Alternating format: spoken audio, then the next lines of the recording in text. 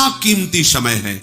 सबसे बड़ा धन मनुष्य शरीर में जो समय है उसकी महत्ता, उसकी महिमा समझना है। अब ये समय हमारा कहां खर्चा हो रहा है इसको देख रहा है। जीवन में तुम्हारे पास जो कुछ भी है, समय सबसे बड़ा धन है जिसकी आप लोग किसी भी तरह से महत्व बुद्धि नहीं रखते।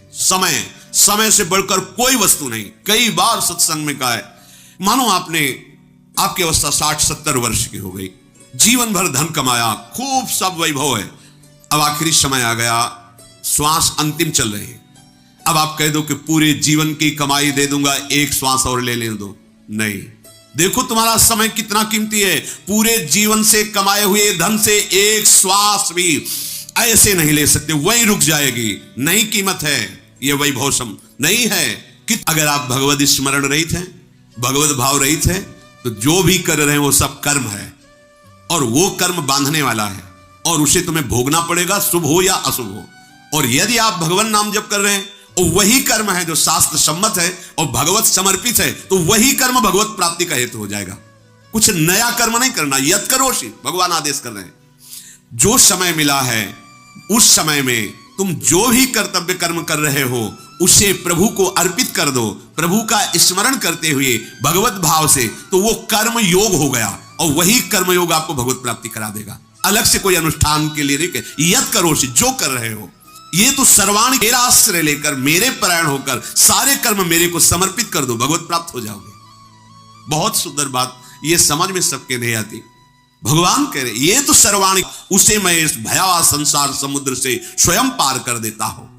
तो जीवन का सबसे बड़ा धन समय, उसको हम जहां खर्चा कर रहे हैं, सार्थकता उसकी तभी होगी जब नाम स्मरण, भगवत स्मरण, भगवत आश्रय लेकर भगवत भाव से करेंगे, प्रभु को समर्पित करने के लिए करेंगे। समय सार्थक हो जाएगा, सत्य हो जाएगा। देखो ये छलांग लगाता रहता है, जैसे बानर है ना, एक डाल से दूसरी डाल, ऐसे आप चुपचाप देखो इसकी चिंतन वृत्ति, कभी संसारिक वृत्ति, कभी द्वेष की वृत्ति, कभी राग की वृत्ति, वो अपने आप ऐसे छलांग लगाता घूमता है। अब आपको इसकी छलांग रोकनी है। योग में चित्त वृत्ति का निरोध करके परमात्मा आत्म स्वरूप में स्थित करते हैं और भक्ति में मुरारी पादार्पित चित्त वृत्ति, एक एक वृत्ति हमें प्रभु के चरणों में समर्पित करनी है। चित्त चिंतन कर, बार बार हटाओ चिंतन, संसार में जो जा रहा है बार बार प्रभु में लगाओ, या जहां चिंतन जा रहा है वही प्रभु का भाव कर लो। जब सृष्टि नहीं थी तब प्रभु थे, जब सृष्टि नहीं रहेगी तो प्रभु रहेंगे। तो बीच में जो कुछ बना हुआ है सब प्रभु है। जहां पदार्थ, वस्तु, व्यक्ति, स्थान का चिंतन होने लगे उसमें इसके हृदय में भी श्री कृष्ण है, ये श्री कृष्ण ही बने हुए हैं। भजन हो गया, अनन्य भजन हो गया। चित्त का काम है चिंतन करना और सदैव तुम्हारा चिंतन प्रभु से जुड़ा रहे। आसक्ति, जिसे हम लौकिक भाव में प्रेम कहते हैं, वो प्रेम नहीं होता। जो शरीर को लेकर, स्वसुख भोग वासना को लेकर होता है उसे प्रेम नहीं कहते, उसे आसक्ति कहते हैं, काम कहते हैं, राग कहते हैं, मोह कहते हैं। और वही जब सच्चिदानंद प्रभु की तरफ मुड़ता है तो उसे अनुराग कहते हैं, प्रेम कहते हैं। हम लोग जो प्रेम का भाव समझे हैं वो स्वार्थ से युक्त होकर प्रेम के बाना पहन करके काम ही नाटक कर रहा है। हम किसी से भी लगाव करते हैं तो अपनी कामना की पूर्ति के लिए करते हैं, उसको सुख देने के लिए नहीं करते। देख लीजिए, अगर उसको सुख देने के लिए है तो अधर्म आचरण हो ही नहीं सकता, क्योंकि अधर्म आचरण से ना उसको सुख मिलेगा ना आपको सुख मिलेगा। धर्म ही है जो सुख पहुंचाता है। यह स्वसुख वांछा ही हमें आसक्ति में फंसा देती है। अब ये नशा नहीं छूट रहा क्योंकि हमें उससे सुख का भाव बन गया। इस शरीर का आसक्ति नहीं छूट रही क्योंकि हमने समझ लिया कि इसमें सुख है। ये अमुक अमुक अमुक जहां भी जगत में आपकी आसक्ति है वो सुख भोगने की लालसा से हुई है और वहां सुख है नहीं, सुख है श्री भगवान में। तो क्या करें? अपनी आसक्ति को धीरे से छुड़ावें। जल्दी से क्यों नहीं? क्योंकि फिर आप ऊब जाएंगे। ये आसक्ति का भाव यही है कि ये तो आसक्ति है, कहीं भी आ सकती है, किसी से भी आ सकती है, लेकिन जा नहीं सकती, आ सकती है। और आसक्ति चलने की गति न रहने दे उसको कहते हैं।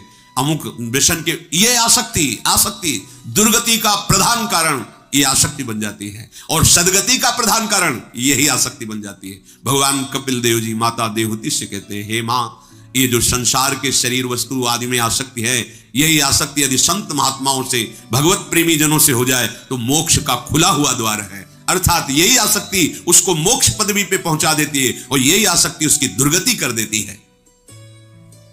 राग द्वेष, अर्थात जो अच्छा लगा उससे राग हो जाता है, जो बुरा लगा उससे द्वेष हो जाता है। जो हमारे अनुकूल हुआ वस्तु व्यक्ति स्थान उससे राग हो जाता है, जो प्रतिकूल हुआ उससे द्वेष हो जाता है। यही राग द्वेष हमें बांधे हुए है। राग द्वेष दोनों खोइए तब खोजी पद निर्वाण। कोई गुरु कृपा पात्र ही अंदर की वृत्ति को पहचान पाता है कि इस समय रागात्मक चिंतन चल रहा है या द्वेषात्मक चिंतन चल रहा है या भगवत चिंतन चल रहा है। ये देखना है। सदैव हमारी वृत्तियां ये दो तार में घूमती रहती। जैसे बिजली आती है ना, तो एक गर्म एक ठंडा, ठंडा अनुकूल राग, गरम प्रतिकूल जलाने वाला। इन्हीं दोनों में हमारी जीवनी शक्ति विचर रही है। देख लो, कोई रागात्मक चिंतन, कोई द्वेषात्मक चिंतन। अगर राग द्वेष का कनेक्शन कट जाए तो अभी आप आनंद में डूब जाएंगे, क्योंकि आपका स्वरूप ही है सुख राशि, चेतन अमल सहज सुख राशि। आपको कोई निर्मल करने की जरूरत नहीं है, आप कभी मलिन हुए ही नहीं। चेतन अमल, अमल कोई मल आपको छू नहीं सकता। आप चैतन्य घन हैं। मल जड़ शरीर के द्वारा किए हुए कर्म है, वासनाओं के द्वारा भोगे हुए अधर्मयुक्त विषय है। आपका स्वरूप कभी मलिन नहीं हुआ, यह आपको अनुभव में आ जाएगा। तो कैसे हुआ? अमल सहज सुख राशि, सहज सुख, बिना किसी साधना, बिना किसी क्रिया के जो सुख का स्फुरण होता है उसे सहज सुख कहते हैं। जो सहज सुख है वही श्री जी बरसाती, इसलिए उन्हीं का नाम बरसाने वाली। बरसंत में वो सहजाद्भुत सौख्य धाराम श्री राधिका चरण रेणु महामिश्मरामी। इसलिए आंतरिक चिंतन को राग द्वेष से बचाइए, राग द्वेष के कनेक्शन को काटिए। कैसे काट सकते हैं? उनमें प्रभु विराजमान है, इस भावना से। ना किसी से नफरत द्वेष और ना किसी से आसक्ति राग। परिस्थिति में सम रहना, चाहे जितनी भी, ऐसा होता है बड़े बड़ों के जीवन में आता है। कभी बहुत आनंद के अवसर आते हैं, कभी बड़े दुख के अवसर आते हैं, कभी बड़ी विपत्तियां आती तो कभी संपत्तियों का अंबार लग जाता है। उपासक को संपत्ति अनुकूलता आने पर, सम्मान मिलने पर हर्ष नहीं होना चाहिए, और विपत्ति सब लुट जाने पर शोक नहीं होना चाहिए। ऐसा कैसे हो सकता है? ऐसा इसलिए हो सकता है कि उसने महान धन को प्राप्त कर लिया, वो श्री भगवान का नाम, राधा राधा राधा। ये संपत्ति आई, श्री जी का दुलार है, राधा राधा, सब छिन गया। तो क्या परेशानी, श्री जी है ना, अनंत ब्रह्मांडों के स्वामी, जिनके अधीन वो हमारी श्री जी है। ये क्या संपत्ति, वो एक सेकंड में ऐसी व्यवस्था कर देंगे जो हम सोच नहीं सकते। क्या विषाद होगा, क्या शोक होगा? अपने हृदय में प्रत्येक परिस्थिति में समान भाव रखना। ना तो बहुत गर्वीली वृत्ति आ जाना कि बहुत अब धना रहा है लोग, बहुत, वो शब्द तुम्हारे पतन का कारण हो जाए। अब तो कोई पूछता नहीं, सब जा रहा है, अब क्या होगा?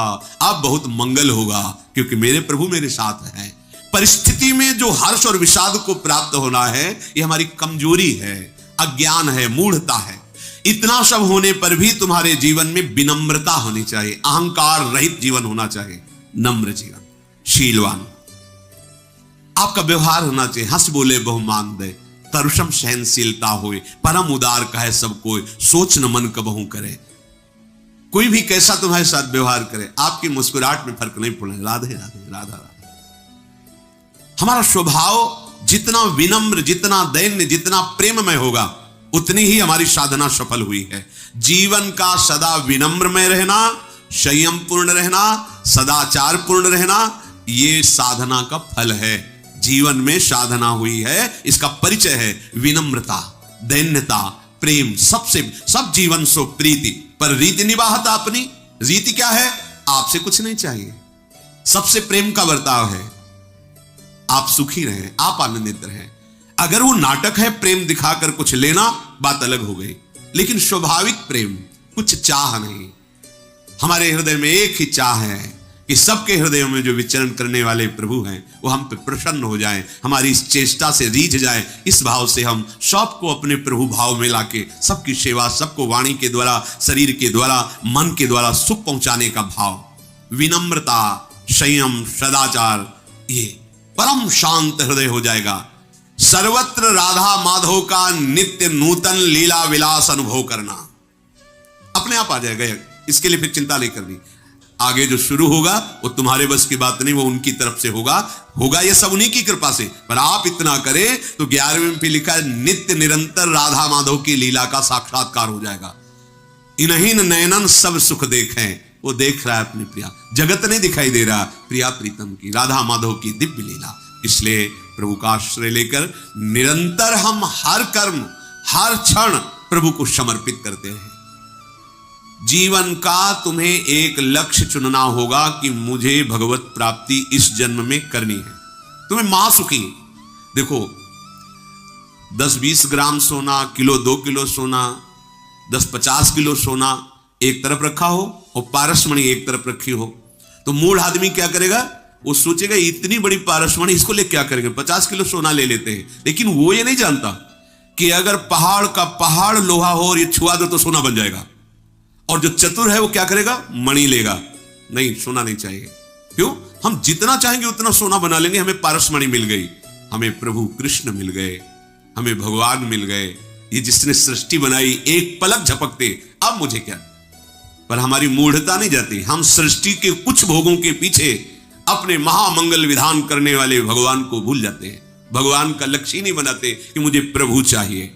एक तरफ संसार के भोग और एक तरफ प्रभु। पहला नंबर आपको ये निश्चय करना होगा कि मुझे प्रभु चाहिए। ये सब अपने आप मिल जाएगा। प्रभु के प्राप्ति के मार्ग में चलने पर ही ये मिलने लगता है। प्रभु मिल गए तब तो इसका महत्व ही नहीं रह जाएगा, क्योंकि असलियत पता चल जाएगी कि ये जादू का तमाशा है, माया है, ये सत्य विषय नहीं है। आखिरी में बड़े बड़ों को पश्चाताप हुआ है। महान बलशाली विश्व विजेता सिकंदर जिधर जाता जय प्राप्त करके आता, ढेर सारे रत्न आभूषण सब विजय। महात्मा एक देखा सिकंदर आ रहा तो नाचने लगे। नजदीक आया, क्यों नाच रहे हो? देखा कि आप जैसा बलशाली ऐश्वर्यवान आ रहा है, मेरी बात बन जाएगी। क्या चाहिए तुझे? चाहिए नहीं, हमारे कपड़े फट जाते हैं, पुराने हैं, तो एक सुई है, इसे तुम ले लो, और जब हमारा शरीर छूटे और आपका छूटे तो वहां हमें जरूरत पड़े सुई की तो आप सुई ले आना। बोले कैसी बात करते हो मूढ़ता की, महात्मा होकर तुम्हें इतना ज्ञान नहीं कि शरीर छूटने के बाद सुई भी नहीं जाती। अच्छा तो तुम्हें यह ज्ञान है? अगर यह ज्ञान है तो फिर क्यों हिंसा करते हो? क्यों लोगों को मार रहे हो? क्यों लूटपाट कर रहे हो? राज्य को आप विध्वंस कर रहे हैं अपने बल विक्रम से। मरने के बाद जब सुई भी नहीं जाती तो तू क्या ले जाएगा? भूल हो गई। अपने निजी जनों को कहा जब मेरा शरीर छूटे ऐसे हाथ कर देना कि सिकंदर खाली हाथ गया, कुछ भी हाथ में नहीं ले जा पाया।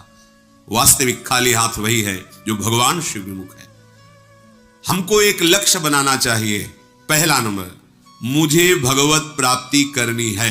पहले ऐसे सोचो बस। ये बात यहां तुम्हें नहीं सोचनी है हम तो गृहस्थ हैं, हमारा तो ये कर्तव्य है, हम तो ऐसे भोग भोगते हैं, हम तो नीच हैं, पापी, हम कहां भगवत प्राप्ति। ये तो बड़े पवित्र जितेंद्रीय महात्माओं का विषय नहीं। आपसे प्रार्थना करते हैं, पारसमणि ये नहीं देखती कि ये लोहा पंडित जी के घर का है या लोहा किसी के गला काटने वाला है। जहां छूती उसको सोना बना देती है। हमारे श्री भगवान का नाम ऐसा महामणि, ऐसा महामहिमा में घोर पापाचारी भी यदि राधा राधा राधा, तो जब एक प्राकृतिक मणि अपने प्रभाव से भेद ना देख करके उत्तम अधम का और उससे स्वरूप सोना बना देती है, अपनी महिमा प्रकाशित कर देती है, तो नाम फिर ये तो चिदानंद है। ये क्या देखेगा कि तुम पापी हो कि पुण्यात्मा हो, तुम्हें भगवत धाम प्रदान कर देगा। हमें अपनी तरफ नहीं देखना, हमें प्रभु के नाम की तरफ, उनकी महिमा की तरफ देखना है। तो पहला, मुझे इसी जन्म में भगवत प्राप्ति करनी है। ये तुम्हें सोचना क्या है भगवत प्राप्ति, तुम नहीं जानते, बस सुन लिया कि मुझे भगवत प्राप्ति करनी है, आप इतना निश्चय कीजिए। दूसरा, आपकी बुद्धि का काम होता है सुख विचार करना। इस भोग में सुख है, इस भोग में सुख है, जब तक वो निश्चय नहीं करेगी मन कोई कार्य नहीं कर सकता। ध्यान रखना, बुद्धि का निश्चय ही मन को संकल्पित, और संकल्प ही इंद्रियों का क्रियाओं में भोगों में उतरना होता है।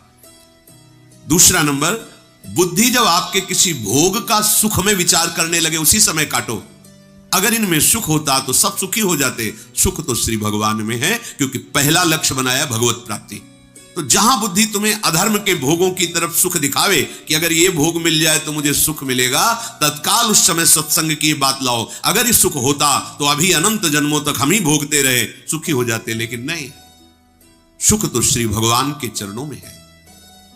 चाहे जो कुछ करके देख लो। बड़े बड़े महापुरुषों का अनुभव, काकभूषुंड जी श्री गरुण जी महाराज से कहते हैं, कोई ऐसी योनि नहीं जिसमें मैं जन्मा ना हो, कोई ऐसा कर्म नहीं जो मैंने किया ना हो, कोई ऐसा भोग नहीं जो भोगा ना हो, कोई ऐसा पद नहीं जिस पर मैं बैठा ना हो, लेकिन आज जो मैं राम भजन करके सुखी हो रहा हूं, अब तक ऐसा कभी कहीं सुख नहीं मिला। सुखी न भयो आज की नहीं, सकल कर्म करी थके गुसाई। एक विशेष परमानंद, एक विशेष प्रसन्नता केवल भगवत प्राप्ति करने के निश्चय में आने लगती है। जहां निश्चय हुआ, पूर्व के जितने पाप है थर्रा उठते हैं कि अब भस्म हो जाऊंगा। निश्चय तो बुद्धि का काम है, निश्चय करना ये तुम्हें धोखा देगी, ये भोग लेते हैं, ये अमुक अमुक। उसी समय तुम्हें सत्संग के वाक्यों से उसे काटना है। शास्त्र असत चिंतन को काटने के लिए शस्त्र है। नहीं, हमने सत्संग में सुना है, शास्त्रों में पढ़ा है। महाराज ययाति अपने पुत्र की 1000 वर्ष की आयु को भोगा, पुत्र की भी, पर कोई सुख का अनुभव नहीं हुआ।